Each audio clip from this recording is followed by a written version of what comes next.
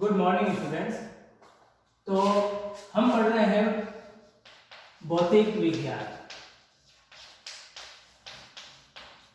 कक्षा 12। ठीक है, अपना टॉपिक चल रहा है रे ऑप्टिक्स,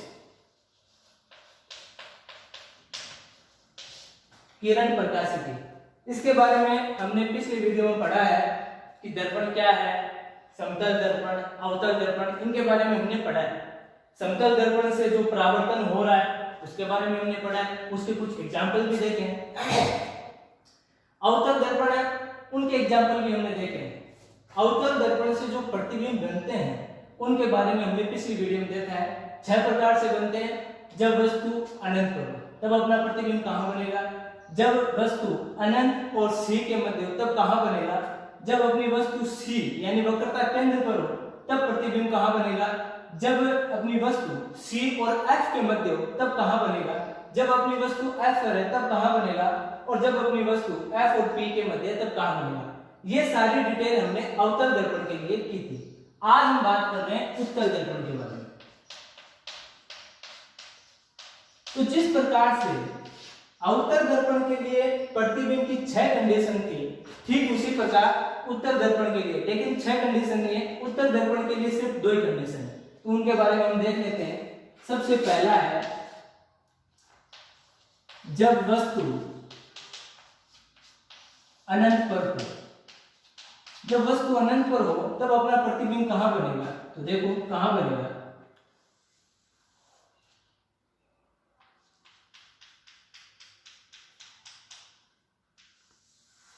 ये मुख्य अक्ष है इस दर्पण की, मान लेता हूं ये एक्स अक्ष है। ठीक है, ये इस दर्पण का ध्रुव है P। ठीक है, इधर लिख देता हूं P। यहां कहीं अनंत पर कोई वस्तु है, ठीक है, अनंत पर कोई वस्तु है तो उससे अनंत पर जो वस्तु उससे कोई किरण चल के और इस दर्पण से टकराए, टकराने के पश्चात ये, इसको मैं वापस बना देता हूं, और ये निकल गई।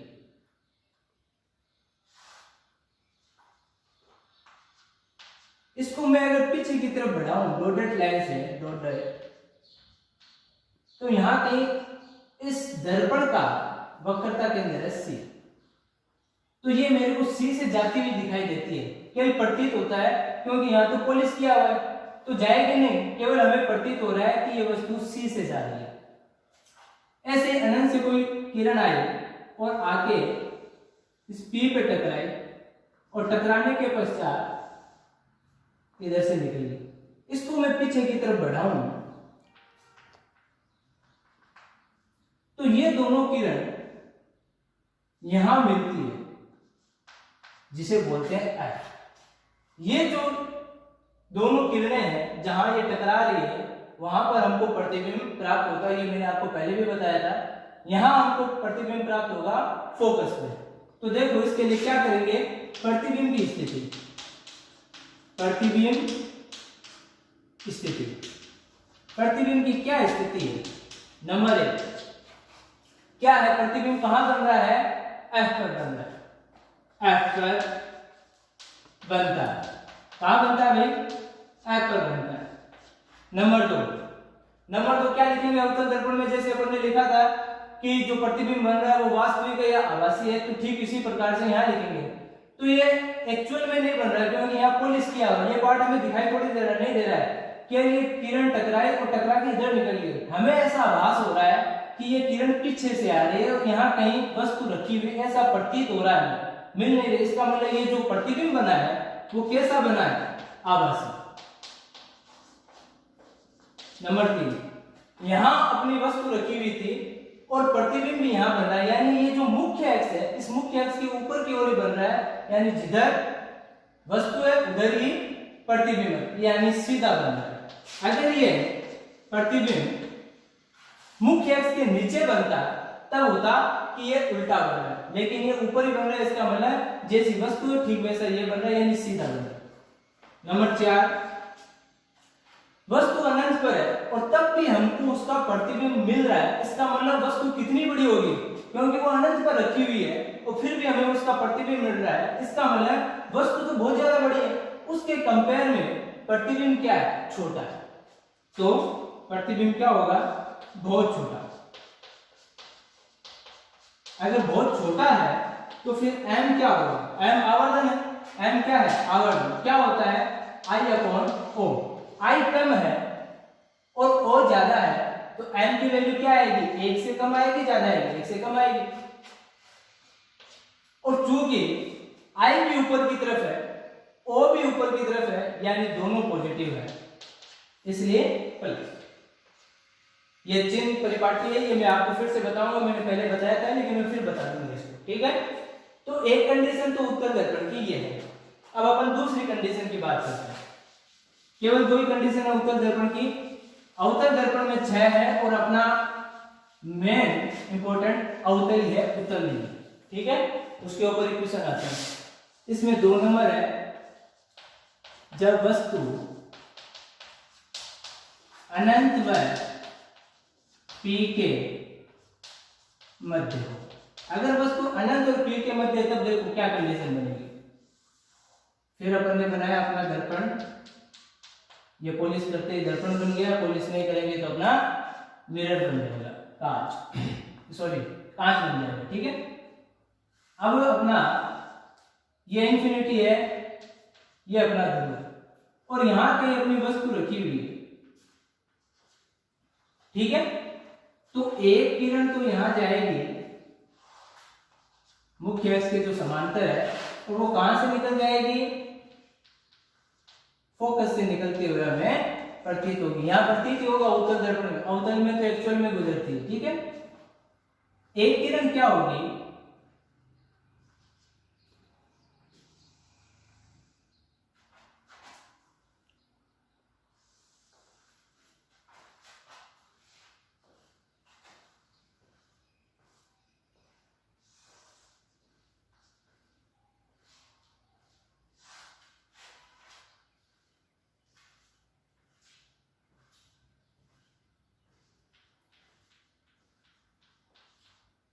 यहाँ ये शेष है, तो ये दोनों किरणें यहाँ एक दूसरे को काट रहे हैं, तो यहाँ अपना प्रतिबिंब बनेगा, ठीक है।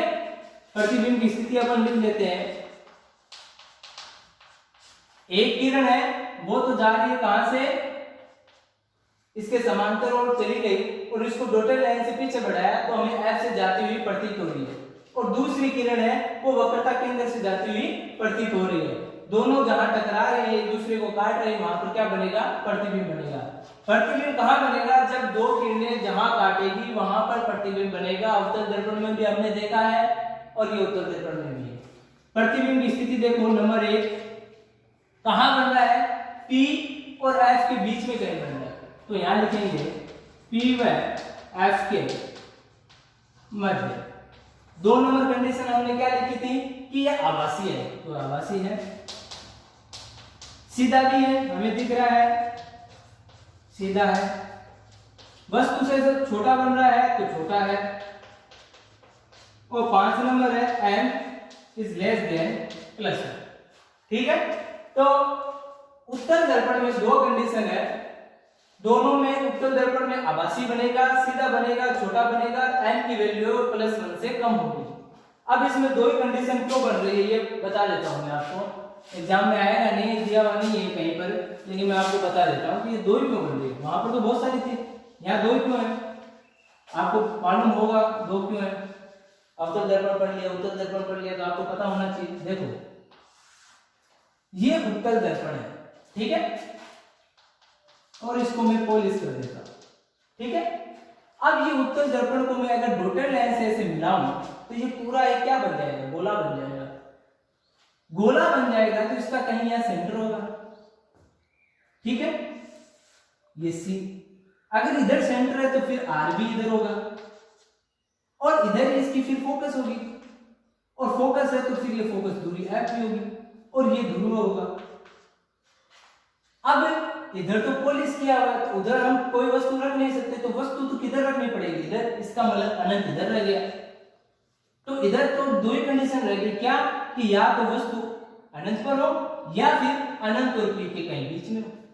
बाकी कंडीशन बनेगी नहीं, क्योंकि बाकी सारी कंडीशन तो उधर है जहां पोल इसकी हुई है, इसलिए इसमें दो ही कंडीशन है, जबकि अवतल में 6 कंडीशन थी। तो ये तो अपना दर्पण हो गया दोनों, कि अवतल और उत्तल। अब हम थोड़ा सा देख लेते हैं, मैंने चिन्ह परिपाटी के बारे में बात की है, तो चिन्ह देख लेते हैं कि चिन्ह कैसे काम में लेंगे। जब अपने न्यूमेरिकल करेंगे तब अपने काम में आएगा कि अपन को वस्तु नेगेटिव लेने में, प्रतिबिंब नेगेटिव लेना, पॉजिटिव, ये सारी चीजें, तो वो चिन्ह कैसे काम में लेंगे वो देख लेते हैं। देखो एक चीज का ध्यान रखना, मैं सारणी बना दूंगा, पहले अपन इसको समझ लेते हैं।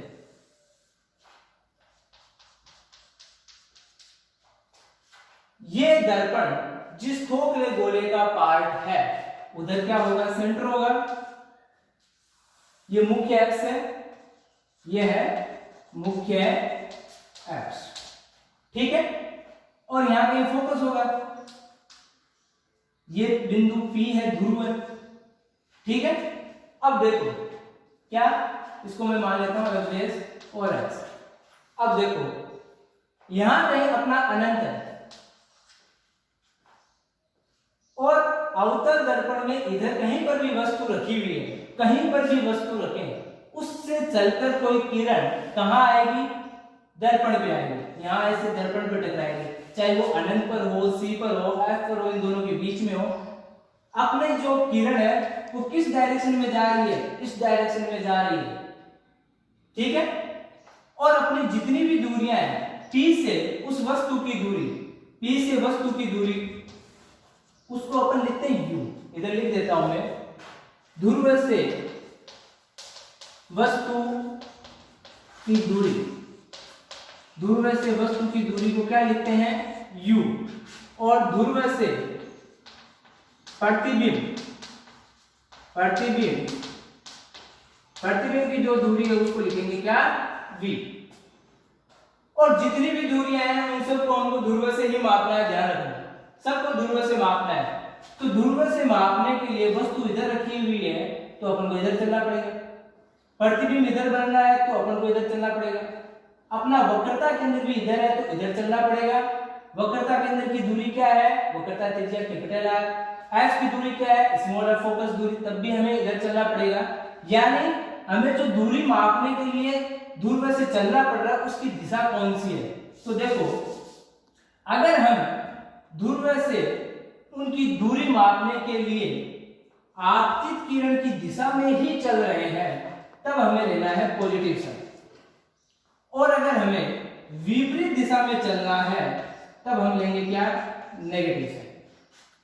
यहां देखो वस्तु यहां रखी हुई थी, यहां कहीं वस्तु रखी हुई है, ये लो वस्तु रखी। अब आपतित किरण चल रही इधर, और वस्तु तक पहुंचने के लिए P से हमें किधर चलना पड़ेगा, इधर, तो जा रही है इधर किरण और हम चल रहे हैं इधर विपरीत, इसलिए साइन क्या होगा, नेगेटिव। हमसे पूछे कि वक्रता त्रिज्या, तो हमें इधर चलना पड़ेगा, किरण जा रही है इधर, तब साइन फिर से क्या, नेगेटिव। अपने को पूछे कि फोकस दूरी, तो किरण जा रही है इधर और फोकस है इधर, तो इधर चलना पड़ रहा है तो फिर नेगेटिव। अगर अपना प्रतिबिंब यहां कहीं बन रहा है तो किरण तो जा रही है इधर और ध्रुव से हमें आना पड़ेगा इधर, तो फिर क्या, नेगेटिव, ठीक है। ये तो बात है अपने ध्रुव से इनकी दूरी मापने के लिए। अब अपने बात करते हैं बिंब और प्रतिबिंब। अगर यह मुख्य अक्ष के ऊपर की तरफ है तो प्रतिबिंब ऊंचाई या बिंब ऊंचाई है वो लेंगे अपन पॉजिटिव, यानी ऊपर की तरफ है मुख्य अक्ष है तो पॉजिटिव, और अगर नीचे की तरफ है तो नेगेटिव। जैसे यहाँ पर वस्तु ऊपर है तो वस्तु की ऊंचाई हम क्या लेंगे, पॉजिटिव, और प्रतिबिंब कहाँ है, नीचे, तो प्रतिबिंब की ऊंचाई क्या लेंगे, नेगेटिव। अब ध्यान रखना m बताया था मैंने, m क्या था, I अपॉन O, तो I तो है नेगेटिव और O है पॉजिटिव, तो रिजल्ट क्या आएगा, नेगेटिव, ठीक है। इसकी एक सारणी बना लेता हूं जल्दी से। जो हमने पढ़ा है ठीक बस वैसा ही करना है, जो पढ़ा है उसी को सारणी में लिखना और कुछ नहीं है, ठीक है। U पता चल गया, V पता चल गया, R पता चल गया, हमें ये सब चीजें पता चल गई है। तो अपन सारणी बनाते हैं किसके लिए, अवतल। सबसे पहले अवतल दर्पण के लिए अपन सारणी बनाते हैं। तो देखो, एक तो हम लेंगे U, ठीक है, U, V, small f, capital R, I, O और M, ठीक है। अब देखो अपनी 6 कंडीशन थी। जब वस्तु अनंत पर हो, नंबर 2 जब वस्तु अनंत और C के बीच हो, नंबर 3 जब वस्तु C पर हो, नंबर 4 जब वस्तु C व F के मध्य हो, नंबर 5 जब वस्तु F पर हो और नंबर 6 जब वस्तु F व P के बीच हो।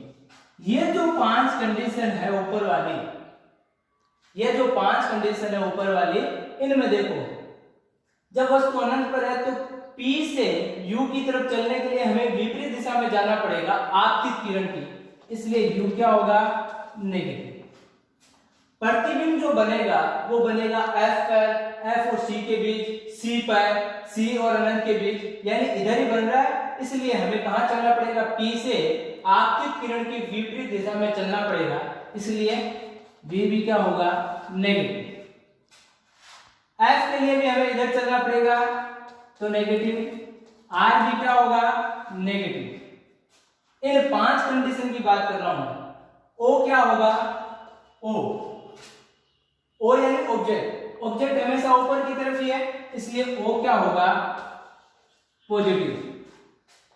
और I इनमें क्या बन रहा है, नीचे की तरफ बन रहा है, F पर बन रहा है तब भी नीचे, C और F के बीच में तब भी नीचे, C पर तब भी नीचे, C और उसके अनंत के बीच में, और जब अनंत पर है तब नीचे ही बन रहा है, यानी नेगेटिव। अगर ये दोनों पॉजिटिव और नेगेटिव है तो इसका मतलब M क्या होगा, नेगेटिव। एक पॉजिटिव एक नेगेटिव है तो M तो हमेशा क्या रह जाएगा, फिर नेगेटिव। ये बात तो है इन 5 कंडीशन के लिए, ऊपर वाली 5 की। अब अपन देखते हैं F और P के बीच। तो इस कंडीशन के लिए बाकी तो सेम रहेगा, U तो नेगेटिव रहेगा क्योंकि उधर ही है अपना, पर बिंब P से उधर चलना पड़ेगा, इसलिए ये तो नेगेटिव।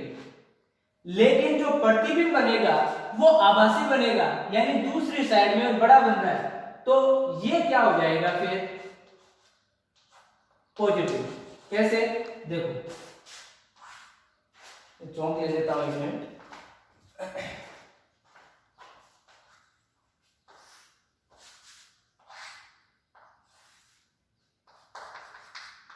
तो यहां कहीं अपना बन रहा था प्रतिबिंब, यहां कहीं बन रहा था जब अपना P और F के बीच में, तो अपना यहां कहीं बन रहा था ना, बन रहा था। तो इसका मतलब आपतित किरण इधर चल रही है और P से बिंब की दूरी के लिए भी हमें कहां जाना पड़ रहा है, इधर जाना पड़ रहा है, दोनों एक ही डायरेक्शन है, इसलिए V क्या है, पॉजिटिव। F तो इधर ही रहेगा, F थोड़ी चेंज हो जाएगा, इसलिए F नेगेटिव। R भी कहां, इधर है, इसलिए क्या है, नेगेटिव। अब I की बात करते हैं। I इस मुख्य अक्ष के ऊपर की ओर बन रहा है, इसलिए I क्या हो जाएगा, पॉजिटिव। और O तो पहले पॉजिटिव था तो O पॉजिटिव। अब चेंज किस में हो जाएगा, M। M इन दोनों का क्या होता है, अनुपात, तो ये भी पॉजिटिव और ये भी पॉजिटिव, तो ये क्या बन जाएगा, पॉजिटिव।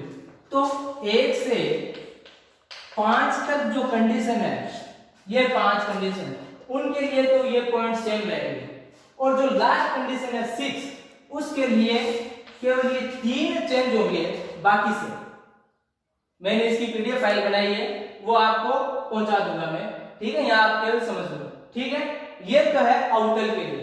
अब हम बात करेंगे उत्तल के लिए। तो उत्तल के लिए देखो, उत्तल के लिए देखो जल्दी से,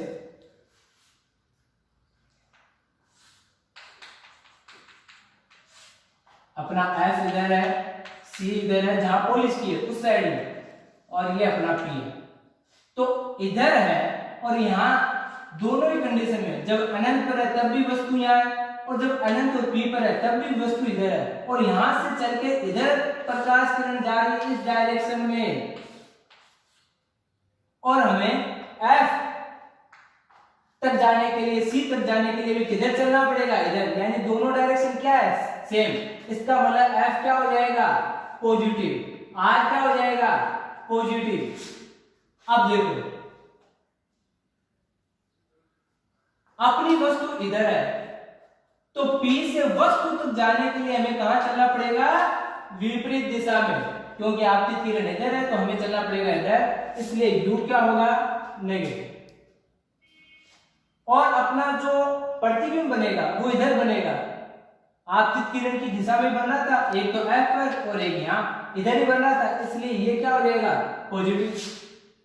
और ऑब्जेक्ट ऊपर की तरफ है ये, इसलिए ऑब्जेक्ट पॉजिटिव, और प्रतिबिंब भी ऊपर की तरफ है, इसलिए ये भी पॉजिटिव, और ये दोनों पॉजिटिव है तब ये भी पॉजिटिव। इसका मतलब अवतल दर्पण के अलावा जो उत्तल दर्पण है, उस उत्तल दर्पण में सारी कंडीशन पॉजिटिव है, केवल इस एक को छोड़कर प्रतिबिंब बिंब दूरी को, बिंब दूरी नेगेटिव होगी, बाकी सब पॉजिटिव। तो ये अपना चिन्ह परिपाटी है, जब अपने एग्जाम्पल करेंगे उस समय काम आएगी। U, V, F, R ये अपन लेंगे, ठीक है। तो अवतल दर्पण और उत्तल दर्पण, इनसे जो बनने वाले प्रतिबिंब, उनके बारे में हमने चर्चा की है। इनके चिन्ह कैसे लेंगे ये हमने चर्चा की है। चिन्ह के लिए ध्यान रखना, चिन्ह जितने भी हैं, जो दूरियां मापेंगे वो सारी ध्रुव से मापेंगे। अगर आपतित किरण की दिशा में चल रहे हैं तो पॉजिटिव, आपतित किरण की विपरीत दिशा में चल रहे हैं तो दूरी नेगेटिव। अगर मुख्य अक्ष के ऊपर की ओर है तो पॉजिटिव, मुख्य अक्ष से नीचे की तरफ है तो नेगेटिव। इस चीज का ध्यान रखना, ठीक है। तो ये अपना दर्पण कंप्लीट हो गया। नेक्स्ट वीडियो में हम पढ़ेंगे कि ये जो दर्पण है, इनकी जो फोकस दूरी है F और जो वक्रता त्रिज्या है R, उनके बीच में क्या रिलेशन है, उसके बारे में अपन नेक्स्ट वीडियो में पढ़ेंगे। धन्यवाद।